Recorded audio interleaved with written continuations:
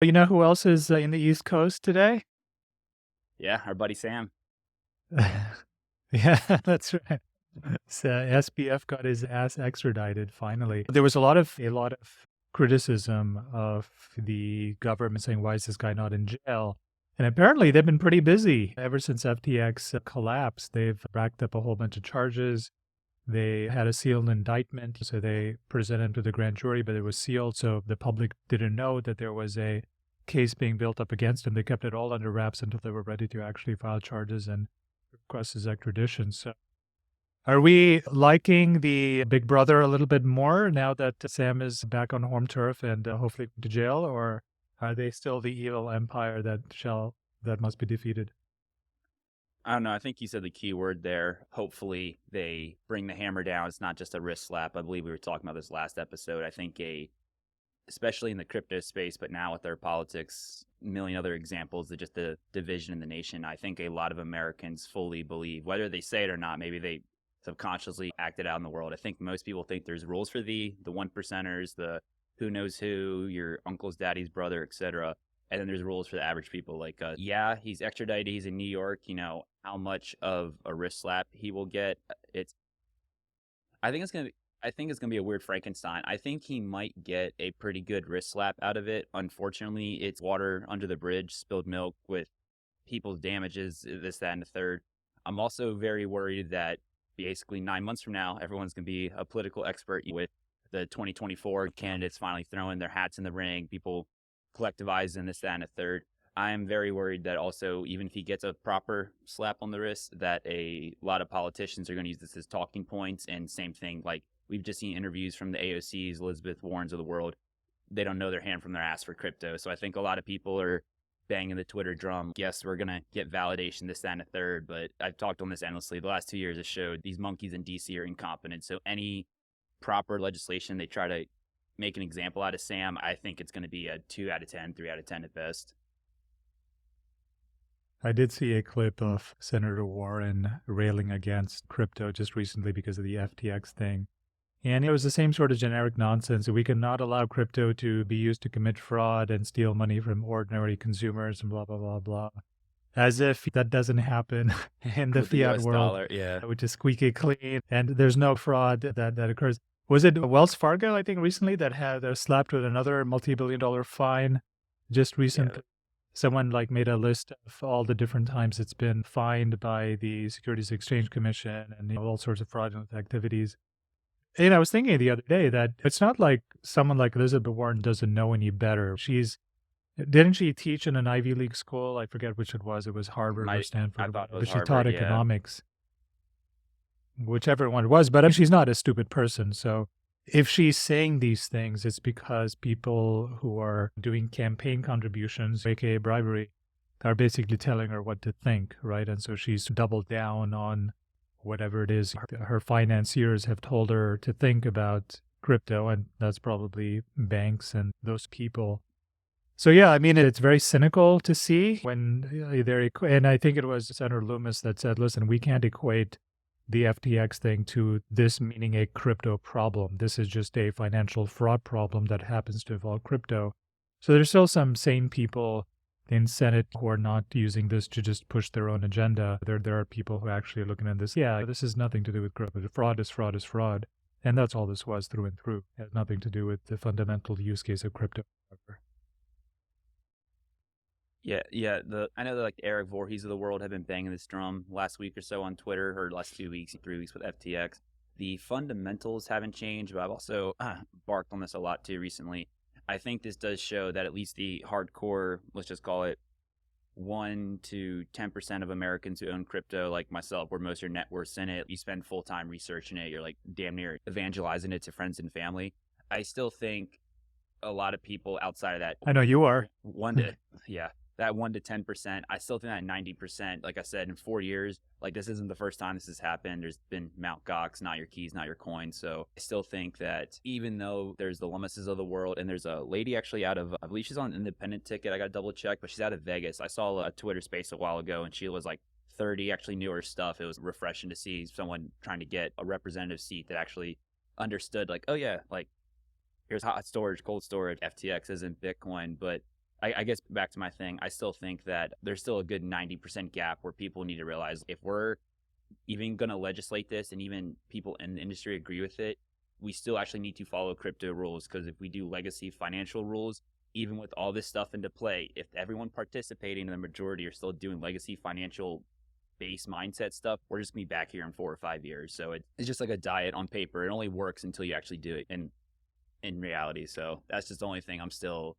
hesitant about, because like I said, everyone on Twitter's, yay, we got Sam, like progress. I'm just like, I don't know, hindsight's 2020, 2 weeks to stop the curve, and 2 years later and $7 trillion is printed. So I'm really hesitant on what even the next 3-6 months unfolds. So I still think that even with the Lummises of the world, that 4 or 5 years will be in the same spot, just because I think that not even education gap, but people just putting their money where their mouth is.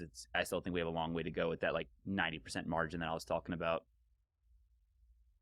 So when you say using the same sort of legacy financial approach, by that, do you include self-custody versus custodying on an exchange in that? Because this actually reminds me of a really good sort of conversation/debate we had on our Telegram channel just about a week ago about self-custody versus exchange custody.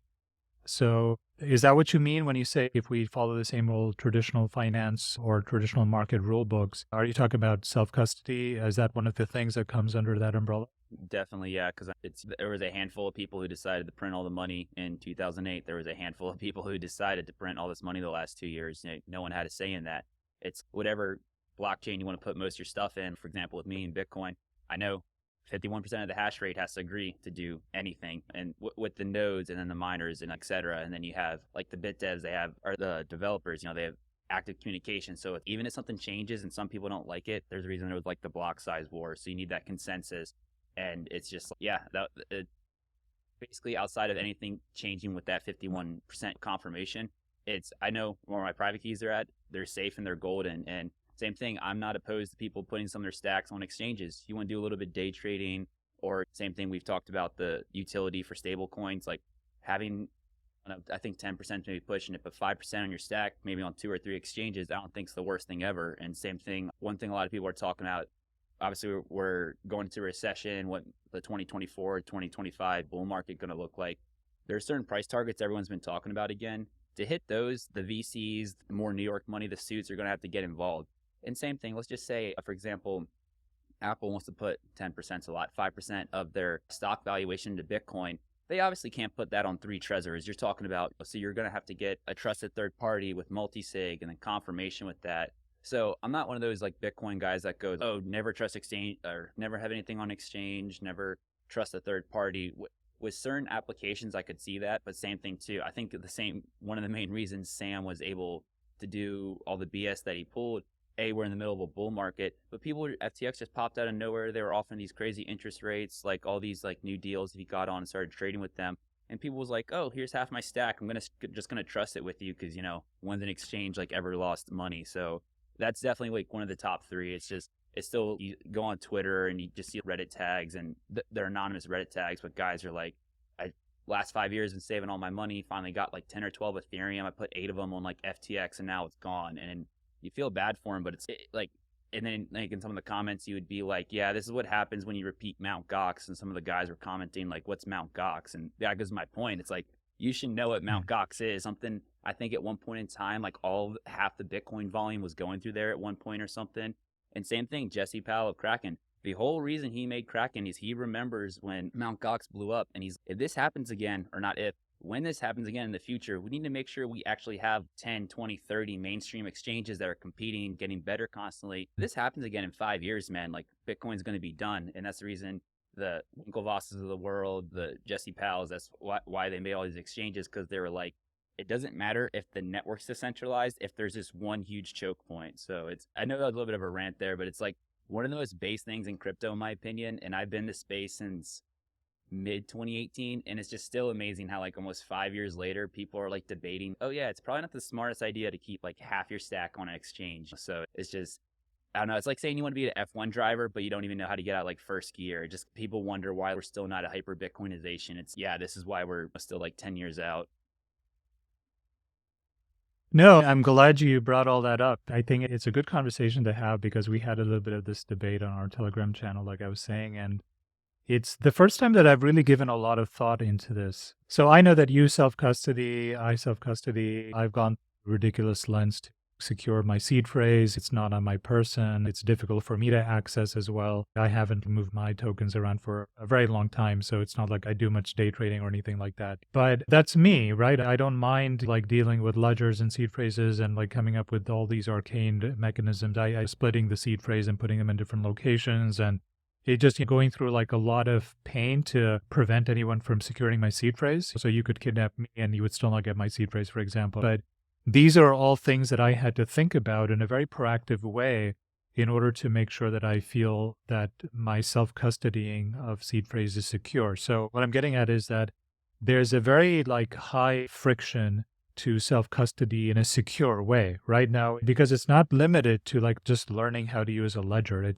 The learning how to use a ledger is something that probably you can do in 30 minutes. And then once you sign a few transactions and you move money around through a ledger, you're like, oh, this is how it works. It's like the first time you use email, for example, what the hell is this thing? And then you send a few emails, you get a few replies, you delete a few emails, and so on and so forth. You're like, oh, this is what email is. So there's a short learning curve. So I don't think that learning curve is the limitation. You could learn it in 30 minutes and be very comfortable that you know how to do it.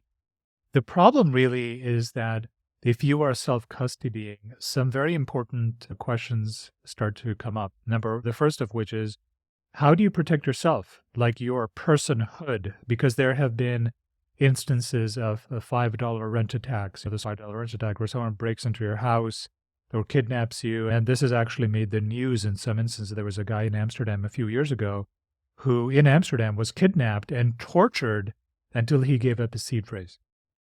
So what it highlights is even if you secure your seed phrase, the seed phrase is only as secure as someone attacking you personally and extracting that from you. And that brings up a security risk. And the majority of people are not comfortable taking on that security risk. So for example, just to take your point, maybe it's a good idea to keep 10% of your crypto distributed amongst different exchanges. So there's no central exchange that will fail and you won't lose everything. But if 90% is in your own ledger or Trezor and you have a seed phrase and it's in some room of your house or in the safe of your house, it's only as secure as someone breaking in and forcing it off your. And when it comes to mass adoption, like we're talking about 2 billion people wanting to get into crypto, this sort of security is not sufficient, right? Because there's security of the seed phrase itself, which uses the SHA-256 algorithm. So it's very secure. But then how do you secure the seed phrase? That's a completely separate suite of security concerns. And every individual has their own answer for it, right? If you've got a few $1,000s in crypto, maybe you're fine keeping the seed phrase under your mattress or whatever, right? But if you're a hedge fund or you're Apple or Google or just like a high net worth individual who has say $50 million, right? And he wants to custody it all himself. Suddenly, that's a $50 million headache. If I had that kind of money in crypto in my ledger, if I had 50 million, I don't think I could sleep at night. I'm like, God, like what happens if like the safety deposit box I put it in is broken into? What happens if my bank, where some of my seed phrase is stored, what if that was seized? I mean, there's no perfect solution. So yeah, I've started to think with this whole FTX thing that fine, it's easy to say self-custody, but I think the people who say that are people who are not thinking about how this thing scales to billions of people and hundreds of billions of dollars or trillions of dollars in these sort of wallets. Because if I give you an item and I'm like, well, this item is worth $50 million protected with your life, suddenly I've given you a giant headache to solve.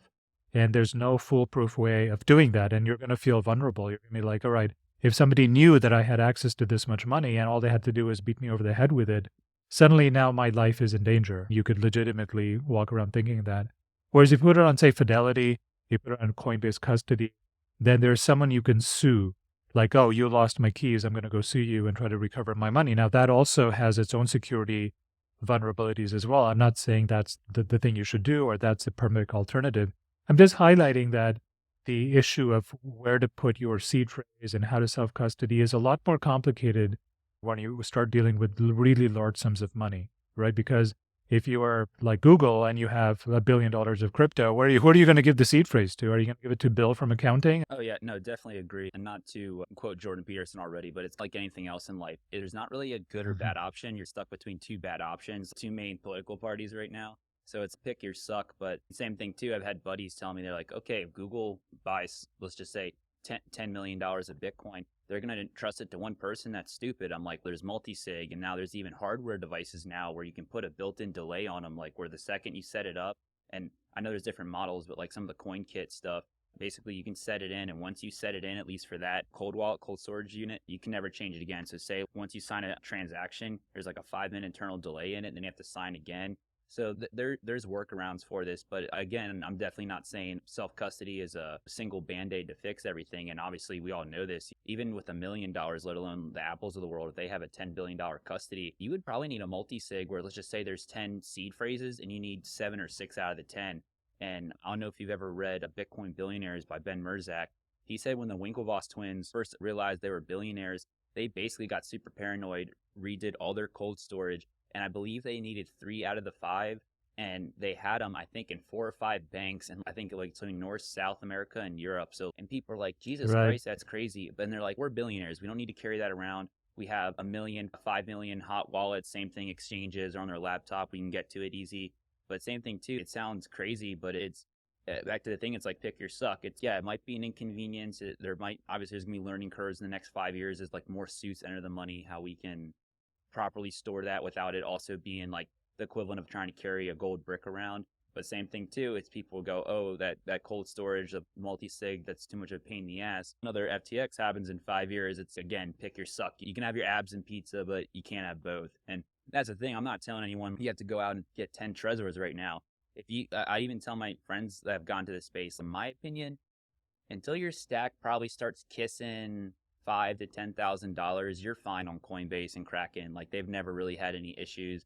But you start getting to, oh, this is, if I worked 5 to 8 months, you probably would want, because they're $100. Like you said, you can learn them in 30 minutes.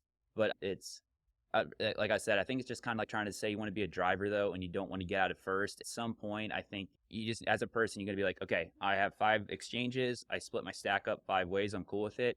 Or if you're like me, you just believe that most centralized points eventually become corrupt under their own weight.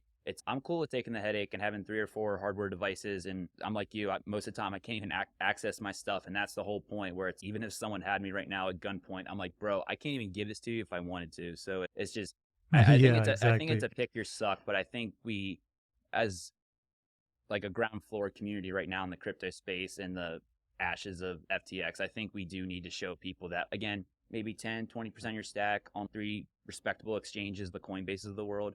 But cold storage is a thing for a reason. Same thing. If you're buying some Bitcoin today for your granddaughter, or if you don't have kids yet, even, it's like, you really want to make sure that shit's not going anywhere. So it's, you want to trust Coinbase for 20 years. That's, as an adult, you can make that decision. I think the only way around this is to have services that only do custody and nothing else at all. They charge you a fee. They're like, listen, we'll custody or whatever for you. We will charge this much per $10,000 or whatever the thing is, whatever percentage they come up with. And we're going to charge you this much no matter what the price of Bitcoin is, if it's up or down. And we'll charge you in fiat. You can pay us with a credit card. You don't even have to pay us in crypto. And they don't do anything else but just custody, and they make their money from just taking a percentage of the amount of assets they're custodying. And all of the fees that they collect goes towards ensuring a security apparatus that keeps their funds secure. And all of their funds can be listed on chain as well. They're like, these are our wallets. This is how much asset, Bitcoin or Ethereum or whatever it is they're custodying. This is how much we have. And as you can see, the flows are just going in and not coming out. If they're coming out, it's only because customers are requesting to withdraw. And that's the only movement that's going around. The problem with an exchange is that you have this temptation of using customer money, which is exactly what happened to FTX. It's like, all right, well, we've got all this money that that's just dumped on our exchange. It's not doing anything. And we have liability for it because if something happens, we have to pay them back. So since we have liability anyway, why not leverage up and use some of these funds to invest in a company, whatever, just like a bank would do. So if you remove the incentive entirely from a institution to do that, because they don't do anything else, right? FTX could do that because it had Alameda and it had its own sort of investments that it was making. FTX was buying up all sorts of other companies as well with customer funds. You had an incentive for bad behavior. So if this is going to happen at scale, what you need is a company whose only job is a very highly secured cryptocurrency custodial services. And they can even say, listen, we are so secure that it's going to take us 5 days to get your crypto out of cold storage because it takes 10 multi-sigs, and the bank president of the institution has to come down and put his fingerprints on a thing, and he has to give us a blood sample or whatever ridiculous thought experiment you could come up with to make it secure. They do that, and they say, listen, it's so secure, there's going to be a lag time. If you want your crypto, it's going to take a few days. I don't think a lot of people, I would put money in a thing like that. I'm hoping that the market offers up opportunity to have multiple custodial services like that, which are siloed off from any other kind of exchange. So they're not ever tempted to use user funds, and everything's on chain and secured. Crypto is uniquely positioned to come up with a business like that, right? Where the custody is definitively addressed with someone like Fidelity that does it right, that does everything on chain. That says, listen, Bob sent this much crypto, and this is where it went to. And you could see it yourself. You could see your crypto go to the cold storage, and you could see that it's not moved, and so on and so forth. So I think there's solutions out there. I think the future is not going to be self-custody, is the prediction I'm making. I think the vast majority of wealth, if you just add it all up, let's say Bitcoin is worth a $10 trillion market cap in, say, 40 years or whatever it is, I think 90% of that is going to be held by custodial services. I think this whole thing about not your keys, not your coin is a mantra that works well when the market cap is as low as it is, and stops becoming feasible when if the market ever 10x's from here. It stops becoming the smart move and it becomes the dumb move. And the smart move at that point would be to use a trusted custodial service, highly regulated, highly transparent, with on-chain confirmation custodial service. I think that's where the space is probably going. And same thing, I'm not going to die on that hill of self-custody. And same thing, like not your keys, not your coins. I think if 1 in 4 crypto people in 10 years like is pretty serious about self-custody, how like Carl, like the Robs, I don't know if Sanat does self-custody, but you get my point, kind of like the more hardcore people in the space. I guess here's like a counter question for you. Obviously, things that were the staple floor forever, like for example, if you wanted to educate yourself, you had to go to a place with experts, people who are knowledgeable in the subject matter, who had done it for 10 or 20 years, 50 years. For example, if you wanted to make something yourself in the 60s and 70s, you had to go to college and get educated. And that's the only way you can get educated, because you have to go there because they have books and people and things and blah, blah, blah. And obviously now with the internet, like you can literally learn how to build a car from scratch on YouTube for free. So a lot of people now, especially even before COVID, but accelerated, they're like, why the hell am I going to Penn State and paying $50,000 a year? And MIT has most of their courses online for free. Like I said, you can literally, whether it's you want to bake, you want to solder, like whatever, work on a sport, you can find like quality stuff on YouTube for free. So the dynamic of that changed. I could definitely, again, I don't think in 10 years we're going to get to even 1 in 10 or we're 1 in 4 crypto guys self-custody. But at some point, same thing, people used to blindly trust the government. People used to blindly trust big pharma, the banks, et cetera. And then that slowly changes. So do you think there could be another watershed moment where people are like, okay, this is the last straw? It's like there'd be something that could happen, like a FTX times 10, where enough people would be like, okay, this not your keys, not your coin thing, even though it's somewhat a pain in the ass, it's like it's the better suck at the end of the day. I think in the short term, for example, off the top of my head, I cannot think of a large-scale custodial service that is. I think I've heard of Casa. I've not looked into it, but given that we don't have much transparency in this space, like FTX was not transparent, right? Binance is another great example. Recently, the audit firm that audited them just said, hey, you know what? Actually, we take it back. We're not auditing any crypto companies anymore, because we just don't know what their liabilities are. I mean, a company like Binance is like an international company in the sense that it's not incorporated, I think, anywhere.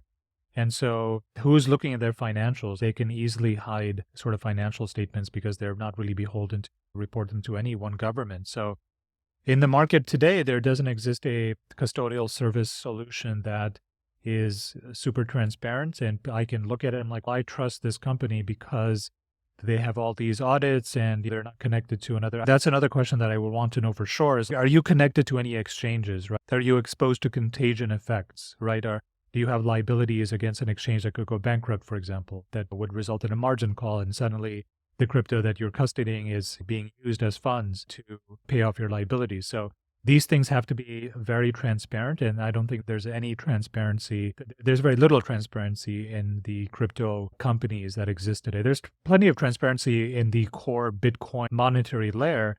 You can tell where the coins are and what's happening in, and all sorts of on-chain data is very useful. But once it gets to an exchange level, I think it's still all a black box. I still think there's a lot of bad actors that are using this novel technology to do things that are unethical. I don't know, for example, what's going to happen to Binance, right? There's been so much.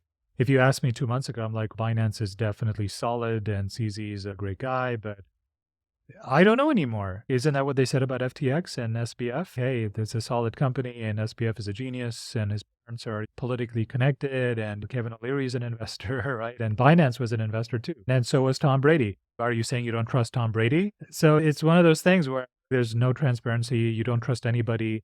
This sort of custodial service that I just described doesn't exist yet, right? And maybe that's a business opportunity where your entire job is just to custody other people's money and do it in an incredibly transparent way with no connections to any other crypto company. Once that arrives, hopefully there's a bunch of them just like that with those security features.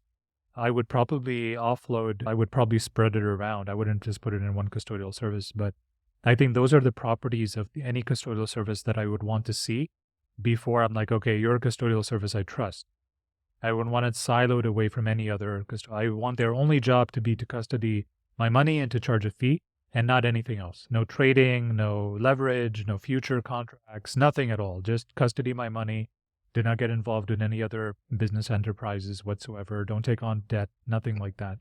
Nothing that would jeopardize the crypto that you're custodying from a sort of financial perspective. But such a thing doesn't exist yet. So I think there's just going to be a bunch of waiting around before that happens. Could you see for yourself personally, let's just say, put a number on it, 5 years, where let's just say there's 5 or 6 main ones in North America. They have a good track record. Like almost every month or maybe every other month they do an audit, and then maybe they have a quick funnel where you can, same thing, go on block.io and just see if stuff's moved, this, that, and a third. Could you see like for yourself in 5 years where you would trust that maybe half your stack would be on a third-party custody? I think the best kind of audit would be a decentralized on-chain audit where you don't have to go to Mazars or some other crypto company. Everything is on-chain. Everything, 100% transparency is on-chain.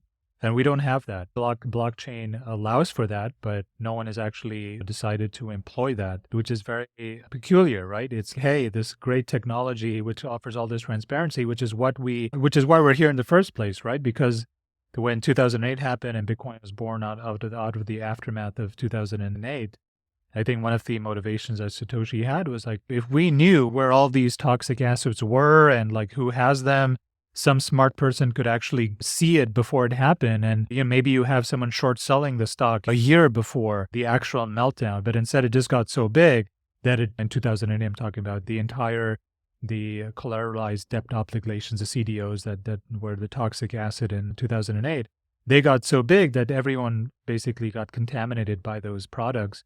And it was only apparent when they collapsed. Whereas that's all avoidable if you're just dealing with cryptocurrency as a base layer. I'm not talking about derivatives that are coming out of crypto. I'm just talking about the crypto native tokens itself. I don't know. I think if we move to a sort of custodial service where all the auditing is real time and it's not once a month, but it's like you have a bot basically that tells you when anything changes in that custodial. So for example, Bitcoin certainly starts leaving en masse. It alerts you like, oh, hey, what's going on here? The volume that's coming out of the cold wallets here is 30% higher than before. Is someone stealing money or is it just a bank run or what is it? I think once we have all of that data on chain and you can just automate it where you could just actually see where your own crypto is, which wallet it was sent to, and then you could check it on your browser if you wanted to. Yep, it's still there. They haven't moved it since I deposited over there. It's still in place. Then I think only then will people have a greater degree of confidence in third-party custodial services, because I don't even think these auditors, like even in 2008 financial crisis, remember the CDOs who were audited by this credit rating agency that looked at it. They were supposed to be a neutral third party. They would look at the credit worthiness of these CDOs. And they're like, yeah, this is AAA. This is good stuff. He's these sort of with each other, mortgage. Yeah, exactly, right? Like Mazars, for example, and there's 4 of them. So if you're a crypto company that an auditing company that's prestigious, and you decide to start giving green checks or green sort of check marks to a whole bunch of crypto companies, guess what? You're going to be in business with a lot of crypto companies. Everyone's want to do business with you. And then you have an incentive to just overlook problems because you're like, if I say there's a problem, they might not hire me. I'm not going to get a contract again. So you have a disincentive. The solution is to not need a third party at all. Just have it all out in the open and just open source the information so anyone can take a look and see what's under the hood. I think that's the kind of one of the other kind of elements of any custodial service that I would want a custody with. Besides no connection to any exchange or any other financial products, I want everything on chain. That has to be the other criteria. If you can get me all of those sort of security parameters, then I would custody with you. Short of all those things, I would not. I would still do it myself. But again, it's a pain in the ass because, like I said, if you split your key phrase amongst different banks, for example, you talked about the Winklevoss twins, they, I think, separated amongst 7 different banks or something and in different parts of the country. They even thought about, but it's a pain in the ass to move. If you want your coins out, you got to go through all of these. And in the moment in time where we have all of the entire seed phrase on your person, you have to transport it back to your office or whatever. So in that moment of time where just you and some bodyguard that's flying back with you to your office so that you can actually do something with the seed phrase, you're vulnerable all over again. Maybe the bodyguard will jump you and take your crypto. Maybe the plane that you're flying in will crash, right? And then you've lost all your crypto. So these are not illegitimate and trivial security concerns for self-custody. They're problems that are inevitable when you start dealing with very large volumes of money. They're a huge pain in the ass. And I don't think there's a perfect solution, but I think that something that would decrease the barrier to entry is a blockchain-based auditable self or third-party custody service that is not connected to any other financial companies in crypto and does not take on any liabilities. As a rule, it does not take on debt, right? Because the minute you take on debt, it's vulnerable, right? And there's going to be some terms of service clause that says, oh, if we go bankrupt, then customer funds are going to be used to pay our liabilities, which is what Coinbase says, by the way. Yeah, it goes back to the thing too. A lot of people don't even know this. I've had this happen to me, like with travel, or even like when I was in Miami. This happened a couple times when I was living there. My debit credit card just stopped working randomly. Like nothing crazy happened. Getting up another day at work, and then I call them, and they're just like, "Oh yeah, we just decided to freeze it." I was like, "Why?" They're like, "What's in our terms of service? We can freeze your account at any point in time." So it makes the argument like even the money in your bank, is that really your bank? Back to your point, by the terms of service that you sign, because it's 100 pages, no one reads it. You can make an argument it's not legally your money. So that's my point too. Where by the way, that's not a new like that, or that's not a back to our thing on the crypto. It's you can make an argument with the Coinbase thing. It's Coinbase didn't invent that. It's a legacy financial thing, and it's a whole black hole, man. I think we got to the point where you just got to pick your version of suck. And same thing, I think one thing too, just in the communities, if someone wants to trust a third party, wants to have all hot storage, wants to have all cold storage, I think it's just educating people on just the differences, the pros and cons, and then they pick. But sorry, what were you saying? No, I was going to ask you, I don't think I've ever talked about him before with you, and I'm just curious about your opinion. One of a Bitcoin proponent has emerged, at least I think he's new, as he's a new Bitcoin proponent. I have not heard him speak about this before, but I've come across the videos of Andrew Tate, of all people, turning into a Bitcoiner. Do you know who Andrew Tate is? Unfortunately, yes. So I was going to ask, what is your opinion of him, and what do you think about... What is your opinion of him, first of all? This is not crypto related. I'm just curious what your opinion is. And then secondly, what do you think about him becoming a Bitcoiner? I think he's also an Ethereum guy, but he's definitely pushing Bitcoin hard these days. Yeah, to be honest, just besides like clips here and there, I've never watched like any 30 full minutes of Andrew Tate. So just putting that out there just in case I say something to someone. So actually, I mean, I'm pretty sure he's a double black belt. I could be wrong, but he's like a professional world fighter, won championships, world renowned. I don't know. He's just like one of those weird guru guys where like they say stuff and then it's, for example, this is one reason I tell like everyone to start lifting or doing a sport. You can read stuff on forum and application, and there's just something when you're physically like under a barbell, you are telling your body to do something and then it doesn't do it, and then you miss the set, everyone helps you re-rack it, and everyone's like, dude, what the hell, you just had to like kick your butt back more, drive your chest up, and you're like, I had it, but you obviously didn't get the weight. So I think he's just one of those guys in that box where maybe even if he says something I agree with him, it's just like for a diet, like all you have to do is just like chicken, spinach, and water for a month. Where January, New Year, New Me bullshit's around the corner, right? Most people by January 10th are going to be back to their Mountain Dew and soda. Because, yeah, on paper, losing weight's really easy. It's go eat chicken, spinach, and water for a month to get back to me. So I don't think he's a bad dude. I think most of his audience is like 13 to 16 for obvious reasons, just because the stuff sounds cool, but then it's life is gray. It's not black and white. It's not just be alpha, just grind, wake up. It's like you have bad days, you have good days. So I just think he's interesting. I don't have, it's just like indifferent, but it's cool. I mean, if he's into Bitcoin, it doesn't, hash rate's still going up, still 10-minute blocks. We're 2 years out now still from the next block having. He can be in Bitcoin, he can not be in Bitcoin. The code and everything is going to keep doing what it's doing. So I think if he, with his massive audience, brings more people into the space, that's great. Same thing too, obviously, with the BitBoys of the world. For some reason, people look at these certain Mount Rushmore people and anything they say, they act like it's the word of God. So I could also be concerned with that being a big reason FTX became such an issue. Just people blindly trusted it. So if Tate starts coming to the space, hopefully there's enough toxic Bitcoin maxis to slap him around if he gets stupid. But I also just think he's just like anyone else. It's like even when Gary Vee was talking about Bitcoin and NFTs, people were like, Gary Vee's talking about it. I'm just like, cool, and so is my mom's dog. They're just a person with a voice. I don't think that's the whole point. I think that's why Satoshi's not around. I don't think one person's absence or presence or opinion or non-opinion on something makes Bitcoin valuable. The reason Bitcoin's a thing is the community gives it value. So but he gets into space and people get in, cool, but he's definitely one of those weird, like, fake guru guys for me. It's just I think people blindly trust him like the voice of God for some reason. Yeah, I have a similar take on him as well. Just like you, I haven't listened to him in long form. He's all over the place. It's hard to be on YouTube or Twitter and not run into something he said. Little clip, yeah. He definitely fires off my bullshit detector, but, him aside, I don't really care for what I think in his case is definitely toxic masculinity. I usually don't like talking about woke stuff like toxic masculinity, but if it applies to any one human being in the world, like this guy's toxic masculinity, I think it's him, right? And I think like that word is applicable. And I'm like, okay, fair enough. There is toxic masculinity in the world, and it is embodied in the personhood of Andrew Tate, or whatever. It is, yeah. I don't know if you listen to some of his stuff. I haven't listened to a lot of it either, but every now and then it's like, what the hell? He was talking about if I'm with a woman, she needs to be a virgin. If the woman really loves me, I can sleep around all I want. That's how I will know she loves me. And many things like that on that sort of theme. The larger point larger observation I wanted to make about this Andrew Tate coming into Bitcoin, but as far as I know, this is a new development because I've not heard him. It might not be new, but it's new to me.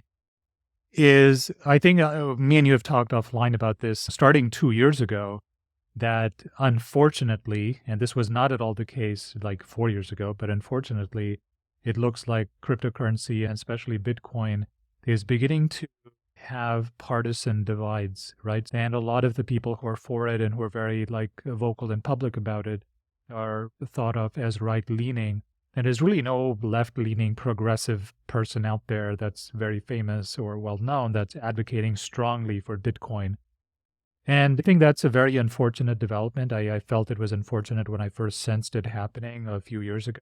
And I was hoping that it wouldn't turn into a partisan divide. But when someone as polarizing as Andrew Tate gets in on Bitcoin and starts talking it up, anyone who is on the fence and who is liable to have their mind changed based on just who's in this space, based on just their politics, if you're like left-leaning and you hear something about Andrew Tate talking about Bitcoin, we're like, this is basically just all the MAGA Republican / right-wing / anti-LGBTQ crowd.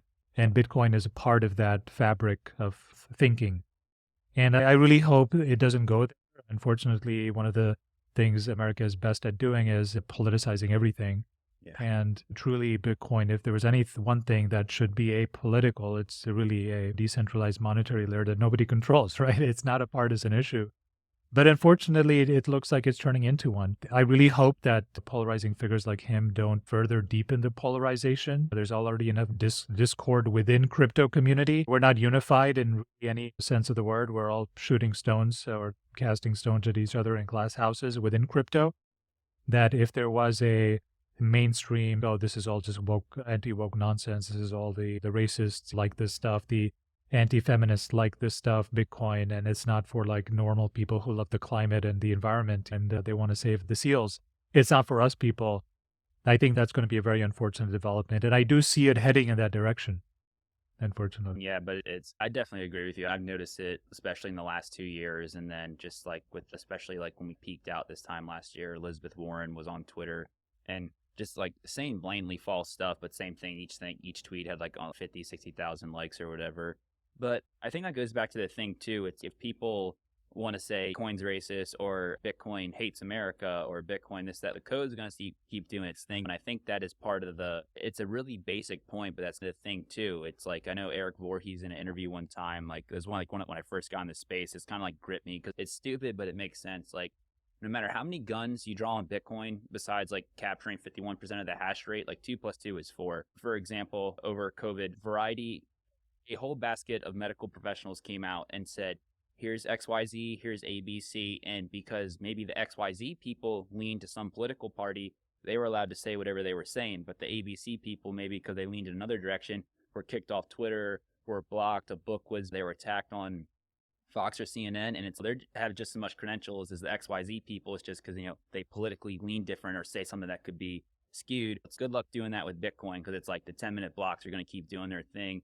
And again, I don't want it to become more politicized, but I also think too that even though like Austin's a very progressive city, I've met a couple people in town who were like, oh yeah, I voted for Bernie like twice and I just fool me twice, shame on me. And same thing, I know people who are like diehard Trumpers and they're like, my taxes are up. I don't know if I can afford my property taxes in March. He didn't build this wall. He didn't bring my uncle's job back. What did he do? So I think even in the short term, if it gets gassed up by either side, I think there is enough momentum in the country where people are just like, all right, I'm going to keep doing me. I'm going to do my custody storage, my self-storage, and then keep it moving. I don't care whether it's Ted Cruz or AOC, what they say on it. So that's my off the top, like, optimistic view on it. But yeah, I do think, unfortunately, with the election 24 months out from now, 18 months out from now, I definitely think it's going to be a hot talking point. But the network itself is still going to be fine. But yeah, it's definitely going to add to the down draw in the next 18 months. So I'll agree with you on that.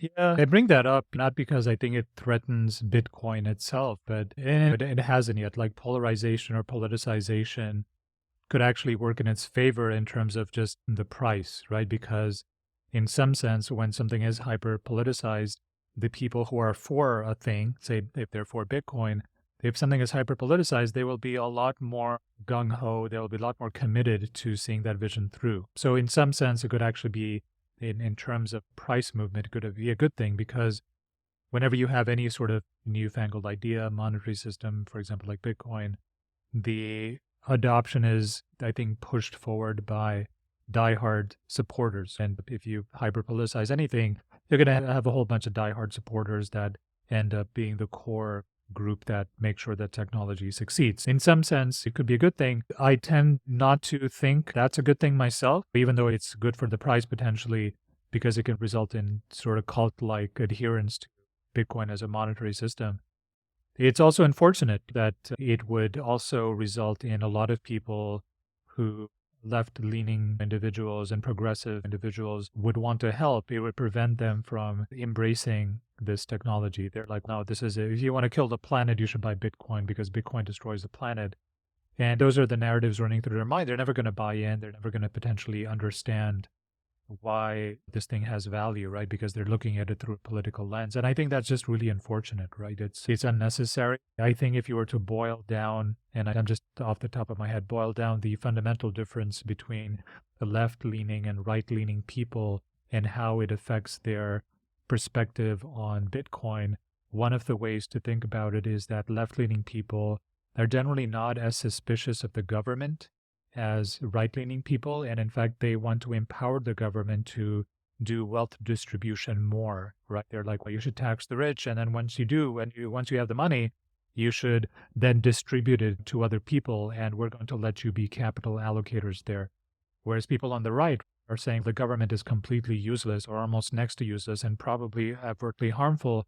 We want less and less involvement of the government in our money. And if you're a right-leaning person, a decentralized monetary network like Bitcoin encapsulates all of those core ideas perfectly, if you understand it, that is, right? So that might be where the divide is, like one has a complete distrust of government and the other wants more government. And that might be where these political lines are. There must be a way of reaching left-leaning people, progressive people. And again, I'm not saying like I'm left-leaning or right-leaning or anything. I'm a complete political chameleon. I'm not a single-issue person, and don't fit into any one particular bucket. So when I say left-leaning people, I don't mean they're the other. I'm just talking about a group of people with certain ideas.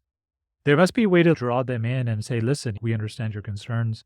This is why Bitcoin could be good for the general health of society in ways that you haven't thought about. And they'd reach out to them, right? As opposed to just letting the polarization sink in and just turn into a contentious, conflict-ridden space. And so there's already a lot of conflict in crypto. You haven't really seen conflict yet until it becomes partisan in this country, right? Yeah.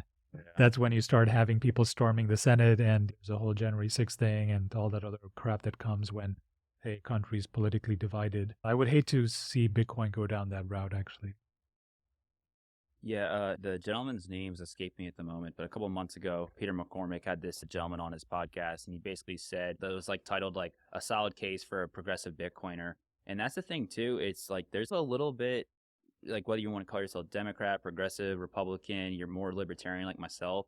One of the beautiful things, in my opinion, about Bitcoin is whatever you want to make it. For example, in 2008, it goes back to the thing, rules for thee, not for me. There's the Bitcoin base layer rules. We got like SegWit, Lightning, Taproot. Besides that, there's been many updates, but it keeps on working. And it's even Jeff Bezos gets Bitcoin tomorrow. He cannot physically touch my Bitcoin. So there's that case for it.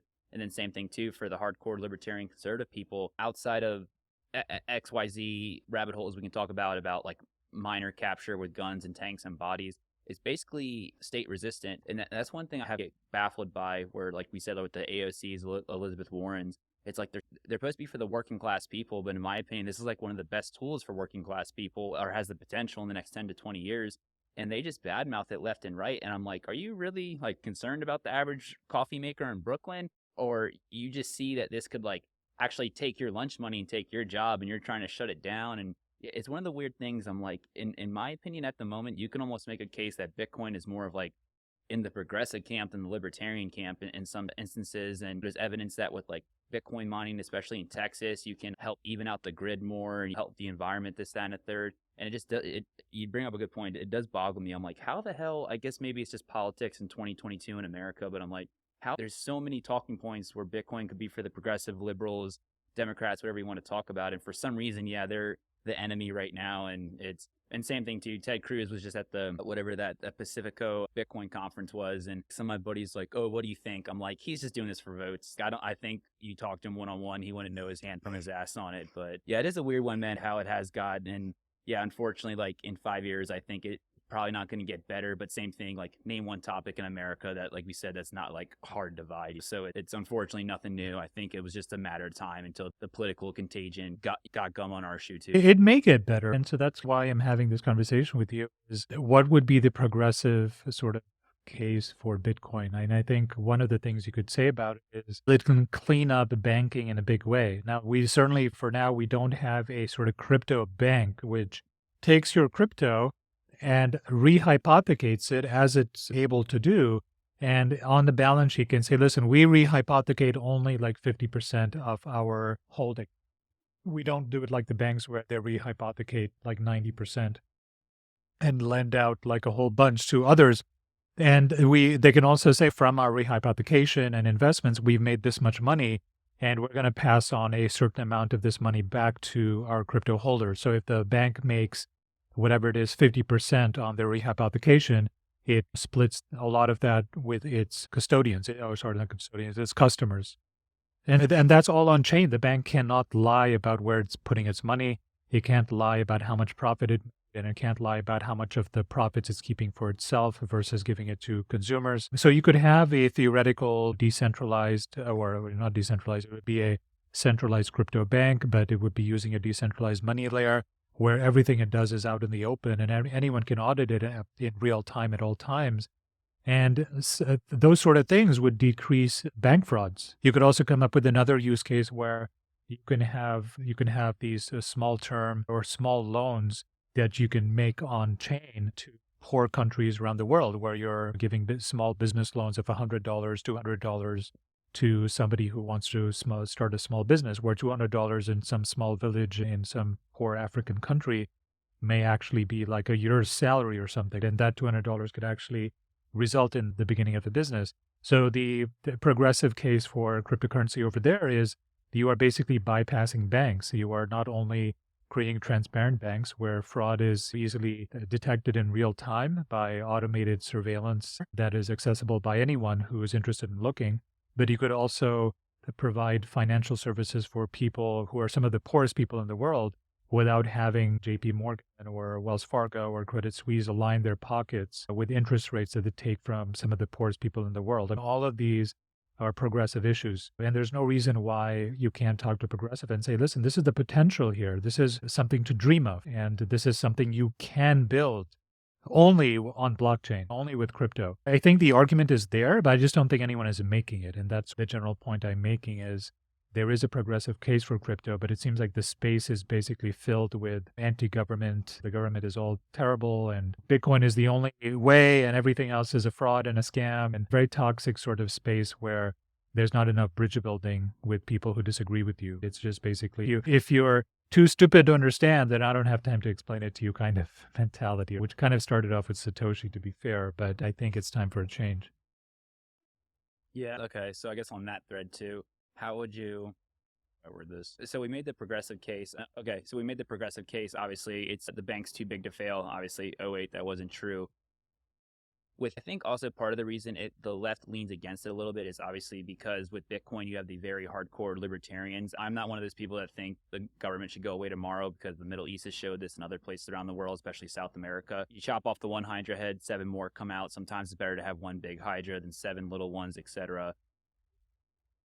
Do you think you can make a credible conservative libertarian case without getting into hardcore abolish everything? Or do you think that's part of the reason why the left is timid of it? Because there is, like with a lot of the Bitcoin maxi guys, there's that very hardcore libertarian, burn everything down, start from the ashes, Bitcoin fixes this. Do you think that's also like a hurdle to get over, where it's like you talk up the progressive people, but then some of the crazier Alex Jones libertarians like burn everything down, Bitcoin will fix this? Do you think that's bringing this up while bringing that down? Do you think in the next 5 years could get more of the middle, like independent voter? I'm not saying that we need to get them, but you get my point.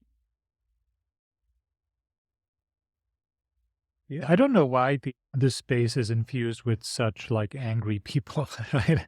They were angry before this collapse If you happened. lose They were half just your pissed money in off 6 that the months, government- it'll get to the best of you, right? No, like 2021, everyone was making money. Everyone was a genius. Yeah. But I don't Yep. think the toxicity went down any, right? The us versus them mentality just got bigger because I think the thinking was like, look, we were right. You morons, have fun staying poor kind of mentality. So it's not as if when people were doing well in crypto, they suddenly turned the megamanias and they invited people to join the fold with open arms. And they're like, hey, if you're too dumb to get this, then have fun staying poor. Yeah. I don't know why that is. I think to begin with, it definitely begins to attract, at first, people who do think outside the box, right?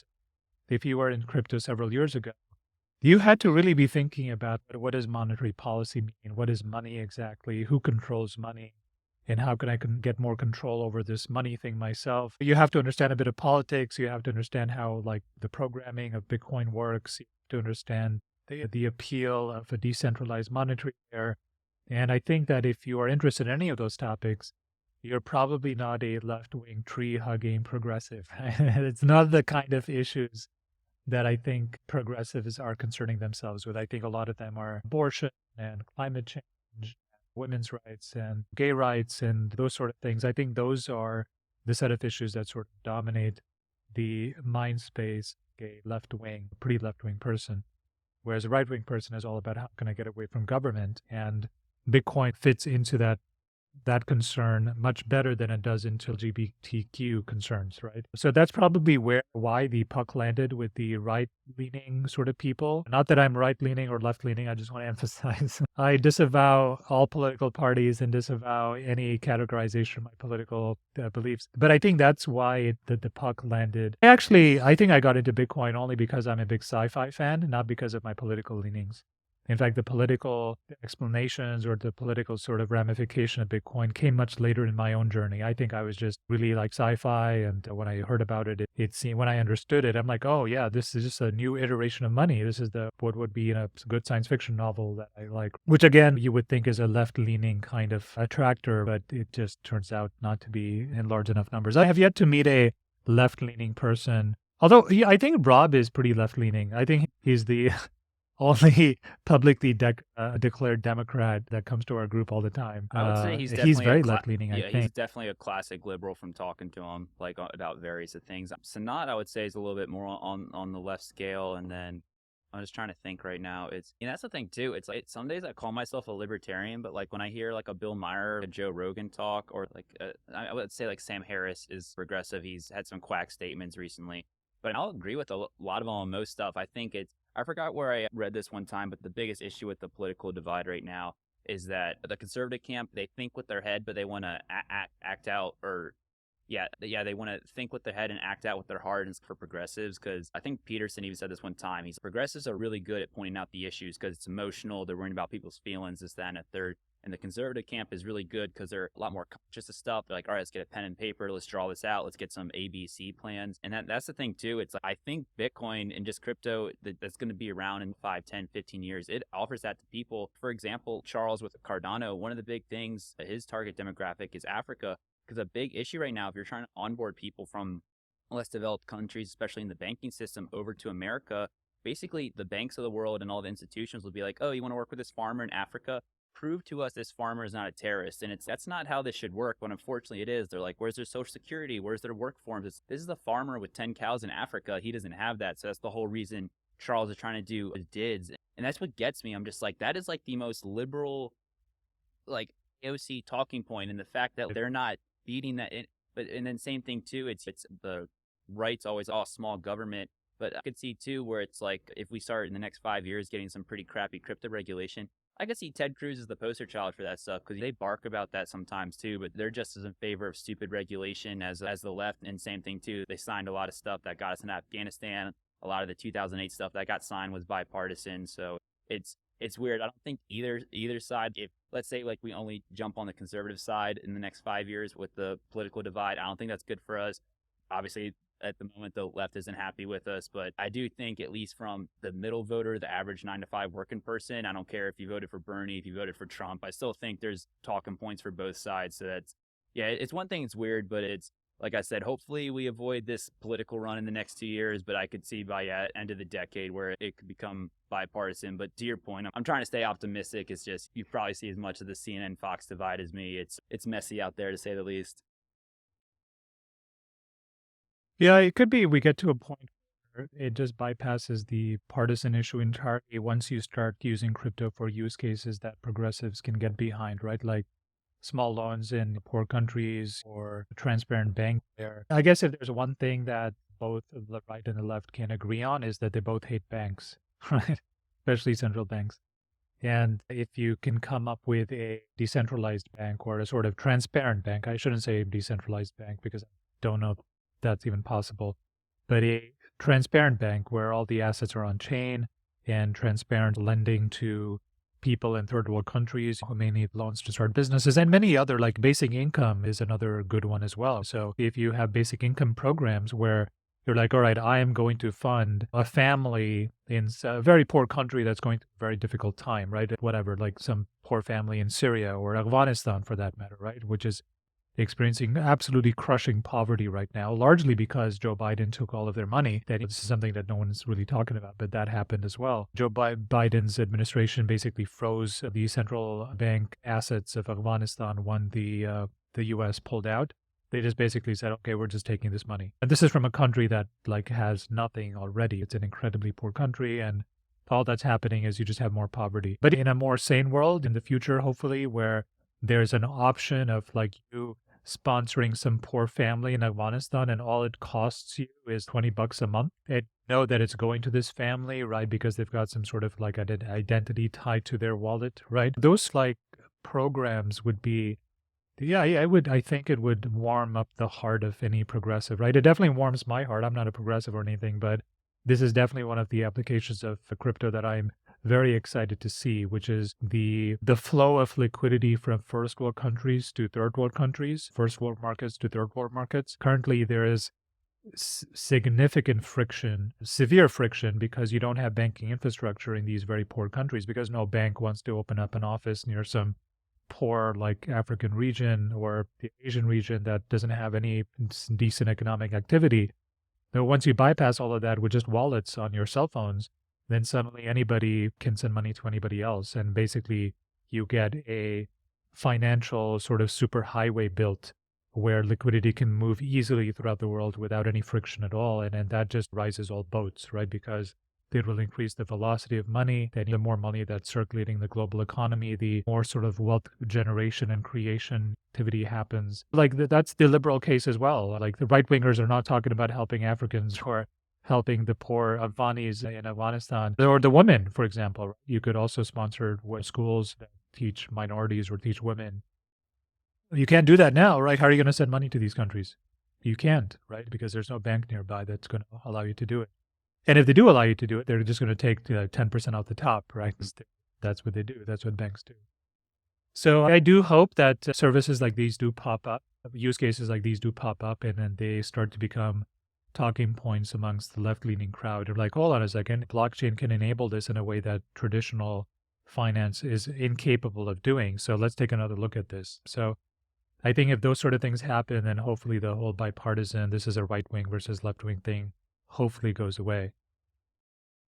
Yeah, boy can dream. It's like I said, I think there's the abs and pizza for both camps. And I just think, I know we talk about this in the meetups, like one thing I do love about our group is like, we literally have a mix of everybody. And even if like people will, other week I was talking with Sanat about just Twitter, and he's concerned that a lot of their core people who wrote a lot of the internal script just really know the back end of things. If they're gone, if there's issues, there could be a lot of troubleshooting, which was a little bit over like my technical prowess. But I did agree with them. If someone makes something and then you get rid of them, getting someone up to speed, I could see where it's difficult. But we just had a little talk about it and we disagreed and then went on to another subject. And that's the thing. It's like our group, like everyone, even if they lean like in one direction or another, we can have like really great conversations, which I like. So it's like I said, I feel like there's the abs and pizza for both camps, but I guess that's why they call it politics, man, just because it's the tribalism, especially in the last decade. It doesn't seem like it's getting better anytime soon, but a boy can definitely dream. But yeah, one thing I wanted to ask you, man, I guess like a good thing to end on, because we're going into what are we sitting at today? That's basically a week and then the year's done. I guess, what is your biggest takeaway from the last 12 months as we ended the bull market or entering the bear market? And then do you have also any predictions for the next 3 to 6 months? Because long story short, I was out with a buddy last night, one of the first guys I met when I got out here. And we were just chatting about sports. We were watching the hockey game, this, that, and the third. But then he's like, give me like your 5-minute Bitcoin thing, get me up to speed and stuff. And then he's like, are you buying any right now? And I told him basically, long story short, I'm like, no, I'm just sitting on cash. He's like, why? I'm like, I'm pretty convinced by no later than March, we'll be kissing maybe 12K, 10K. He's really, I'm like, yeah, I don't think the next 3 or 4 months, I can't see anything that still keeps us going sideways. So I guess you have just any final thoughts on what the last year was, anything you think you learned, and then going into 2023, are you still bullish, bearish, going sideways? What's your overall thoughts right now? The only thing I think I would say about this last year, I mean, it's been very difficult, that's for sure. But I think the biggest takeaway was nobody can actually predict anything. And 12, 13 months ago today, no one was talking about a Russian invasion, inflation, and, the rates are going up and there's a recession coming. Nobody was actually talking about any of that stuff, right? And people were thinking 100K Bitcoin and America #1, and there's no talk of recession, and everything flipped on a dime. The world has so many moving parts and those moving parts all affect each other so much that it's really impossible to make any predictions about what's going to happen. I have no idea. I think we talked about this last time, is that my goal is to survive and thrive in a bear market. And I think the best way to do that is to make sure you got money coming in from a job. You have to work on yourself. You have to make sure your mental health and your physical health are great. This too shall pass. I have no idea how long it's going to last. Maybe it lasts another year. Maybe it lasts another 2 years. There's so many moving parts to this that I think predictions are impossible. Just to give an example, you may have heard there was an earthquake in North America, North California recently. And there was a fair bit of damage, but Los Angeles, they say, is due for a massive earthquake. They've been saying that for the last 10 years or so. It's been a very long time since it's had a massive earthquake, and it's on a fault line So I'm just using this as an example of completely unexpected events that nobody is thinking about could happen, right? We're all like making calculations about if the interest rate is this much, then this will happen. If the inflation comes down by this, then this will happen. And if there's a settlement of the Ukraine thing, then that will happen. And if China gets over this whole COVID situation, then that will happen. But what if something that no one is thinking about happens? What if there's a massive earthquake in Los Angeles, for example, that decimates the city? How is it going to affect the global economy and the US economy? What happens if there's some other sort of pandemic or something that no one has thought of before? So, if there's anything I learned, there were so many gurus out there this last year and a half telling us how it was, telling us, like, hey, this is what's going to happen. And I'm like, you guys have no idea. Nobody knows. Nobody can predict anything at all, right? And the world's richest man, like Elon Musk, has lost $114 billion. You think, him with his smarts and the resources he has and the networks he has, wouldn't have gotten wind of, hey, Elon, your stock is going to be down by 50%. Maybe you should offload some before that happens. He didn't know that. Zuckerberg didn't know he was going to lose like over $100 million, right? And neither did Amazon, which also lost 50%. Nobody knows. So I think the best lesson I've learned is that nobody has any fucking idea what they're talking about. And if they sound smart, it's because they're selling you something. That's why they... No, even with my buddy last night. I have a question for you. Okay, I know you're going back home to visit folks for Christmas. Are they going to be grilling you on your Bitcoin thesis when you're there, or are you going to have to like defend your Bitcoin position when you're there, or are they all the orange pill? I have one aunt who grills me on it, but she has just hothead Irish, just thinks everything's bullshit. You could show her water's wet and she's drunk enough, she'd probably argue with you about it. And then I got Uncle Tom. He's always had a nice little sales job. His Roth, he got his S&P, got a little bit of bonds when he was younger. He just did the tried and true textbook stuff. So a couple years ago when I got into it, and at least in the last couple of years, like I've told him, like my runway is like minimum 10 years before I would even sell anything significant. And it's at that point, it wouldn't even be for cash. It's if I want to get a new car, half the down payment, I give them the Satoshis. That's like my 10, 20-year runway. But now, two of my cousins I'm going to see, I got them in this space. They maybe have a couple grand or so, but we'll talk about stuff. But yeah, I don't know about you personally, man, but I don't feel... Maybe like in the last 6 months when we really were going down, people were like, oh, have fun staying poor, bro. Because, we were joking about that the last 18 months. I still feel like to a lot of people, it's still kind of like a pet rock thing where like my aunt and like when I see my grandma, she'll probably be like, oh, how's the crypto stuff going? I'll just be like, XYZ, not broke, still working. Another day, another dollar. So it's, how do I word this? I think because we're in this space, I think we have a lot more attention on it, but I still think most people is just another pet rock. So maybe I'll talk to Tom about it for 10 minutes and then we'll just be in the football game. So it's not like Thanksgiving, we're like 20 minutes in, everyone's bringing up Trump and Biden. At least in my little family circle, it's just, oh yeah, Doug's working out, doing concerts still, crazy crypto stuff. Nothing last 3 years, keep the train moving. Yeah, I know exactly, man. I wish you have a happy Christmas and happy holidays. Hopefully the market does rally next year, but if we have a first half that's terrible, whatever, I think you just live your life and try not to worry too much about it. You just have income coming in is really the best way to survive this market, really. And have conviction in your ideas, right? If you believe that the whole Bitcoin thing is going to pan out, then if the price goes lower, that's a great opportunity to buy. We'll see what happens. Definitely if it goes down towards 10,000, man, I'm going in heavy. Again. No, I don't think it's going to be there for very long. Again, back to our guru thing, but I just remember like probably about 9 months ago, like we were at some meetups and I was just talking with people. They're like, oh, what are you doing? I'm like, I stopped my DCA. I'm just doing dry powder for a variety of personal reasons. And same thing, I think we were still at 30 at the time. And I told people, I said, if we like break 20, there's a good chance we could kiss 10 because there's like the fact, like this is how I know we're in a bear market. I was joking with my buddy last night. We were out with him and he's like, what's the price of Bitcoin? I was thinking, because like I moved this last week, work was crazy. It's probably been almost like 10 calendar days since I checked CoinMarketCap. That's one of the check boxes to know you're in a bear market. Because in the bull market, you're literally checking every 30 minutes because it's moved $2,000, $3,000 in that time. But I was like, oh, I haven't checked. Dude, I can so relate. There are days where I'm like, oh, I haven't checked the price today. It's 10 o'clock. I think I do check it every day, but... No, it's literally probably been like a week for me. Like if I wasn't out with my buddy, I don't even know, like maybe I would have checked real quick before hopping on here. But I just remember 9 months ago, I told people, they're like, oh, like 20K is the floor. And I'm like, I think maybe within the next 24 months, we could resettle that as like the floor going into 24, 25 if we have a bull market.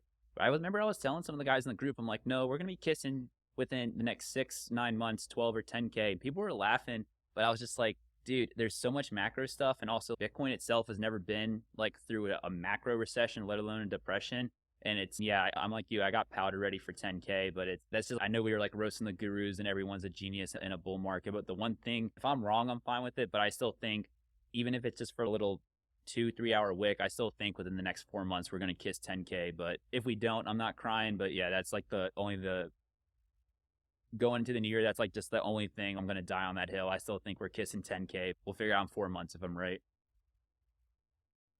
Yeah. All right, man. You have a great Christmas and enjoy your trip. And let's do another one when you get back.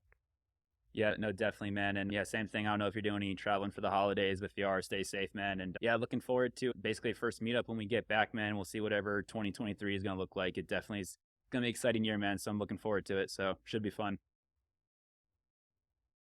It sounds good. I'll catch you later. Peace.